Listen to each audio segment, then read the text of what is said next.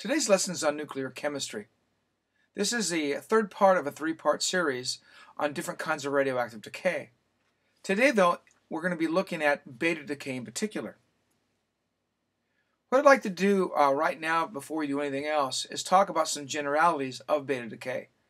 Beta decay happens within the nucleus of isotopes, and what really happens is a neutron, because of its unstable nature, will become a proton and also emit a high-speed electron, which carries a fair amount of energy with it.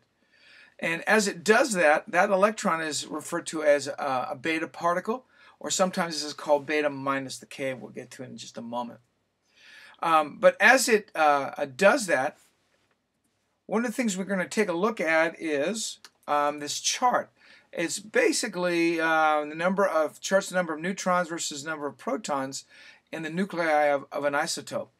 So long as it maintains this 1-to-1 ratio of protons and neutrons, it's very, very stable. Like right here, 50 neutrons with 50 protons, it's pretty stable. But as you see in this case on radon, we have the mass, it stays the same in beta decay, but what changes the atomic number? What's really changes is the number of protons in it. As neutrons get more and more of occupancy in the nucleus versus the protons, then we get some evidence of stability. When this neutron-proton ratio grows larger than 1, it becomes unstable, like a 1-to-3 ratio or a 1-to-5 ratio. In other words, if it lands in this blue, it's going to be beta minus decay. Now, if it's in the orange, it's beta plus decay, and we'll talk about that later. Sometimes it's called positron emissions. But today I just want to focus really on the beta decay more than anything else. So, in this case, in radon's case, a neutron, which has no charge, becomes a proton with a positive charge plus an electron with a negative charge. Notice these charges, they add up to 0, just like the neutron. So this electron gets emitted as a beta particle. It's high energy, high speed. As a matter of fact, to protect ourselves from it, usually a thin layer or a thin sheet of aluminum foil does the trick. Clothes don't protect us much, and neither does paper, but definitely the thin sheet of aluminum foil. And then this proton gets added here, and of course, as we all know, as you add more protons, or the number of protons really give the physical characteristics of an element. So then it changes, and this radon changes into actinium, which is a little more stable than radon. So let's take a look at how this works. For instance, if we take a look at carbon 12, we notice that it has 6 neutrons, and we have 6 protons. And if we look at this ratio here, we notice we have a 6 divided by 6, so that's a 1-to-1 ratio or 6-to-6 ratio, which basically means this is okay. This is stable. This particular element, this particular isotope is very stable. But when we go over to let's look at carbon 14, and it's going to decay. If we look at this, we have on the proton side, we have 6, but on the neutron side, we have 8.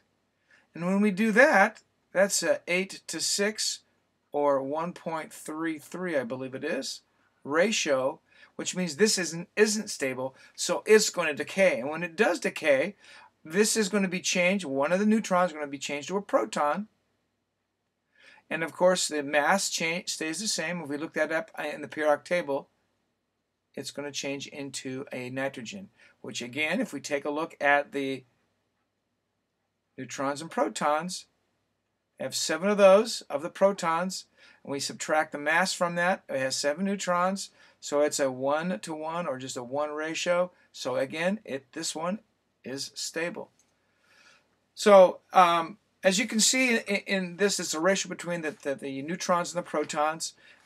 Also beta particles or electrons that are shot off extremely fast outside of the nucleus. So it's releasing some energy to make it more stable. So let's go to some problem sets. Give you a look at them. Practice problem number 1. We have, now in this particular case, we're going in the opposite direction. As you can see here, we need to figure out what's happening over here. That's what we're trying to find out now in this particular case. So this is nickel, and if we look at again, we'll start with neutrons, protons. There are 28 protons here, and this is neutrons. That would be 32 neutrons. Again, this doesn't change. In any of the beta decay, the mass doesn't change. So one of the rules is there will be no mass changes. So we can just put 60 over here, but that still doesn't tell us what that element is.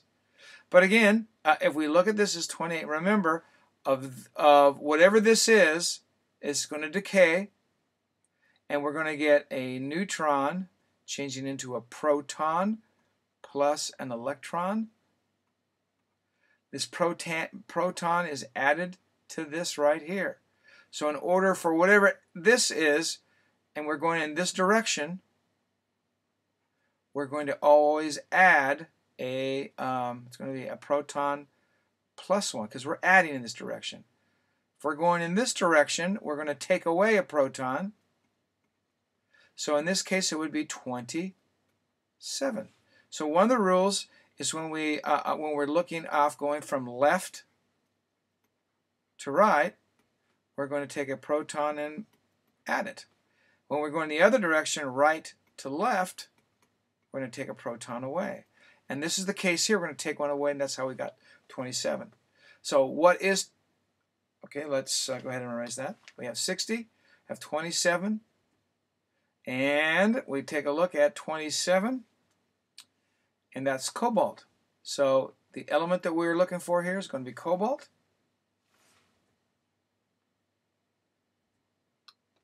And there it is, cobalt. So that's our first problem. Just remember some just simple things. When you go from left to right, you're going to be adding. When you go right to left, you're going to subtract, and there's no mass changes. So let's see if we can do some other ones a little quicker.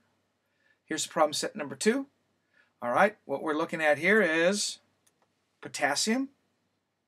It has an atomic mass number here. So when we're going in this direction, what are we doing? Remember, this neutron is going from neutron to proton plus electron. So we're going to be basically adding a proton over here. So we know that that's going to be 20. Mass changes don't happen in this particular case. Let's bring the periodic table. 20 means that is calcium. And there you have it. That's how you would solve that particular problem. Remember, when you're going from left to right, it's proton plus 1. So let's go in the opposite direction. We're going to change colors here. There we go. Now remember, when we're going in this direction, it's plus 1. When we're going in this direction, we're going to take a proton and subtract it. So it would be a mass of 15. Over here is 32. And then we pull out the periodic table. We find, let me see, 15, where it is. There it goes. Phosphorus. There it goes, phosphorus. So it's relatively easy if you just remember a few simple rules. I hope this has helped. We'll see you later. Thanks.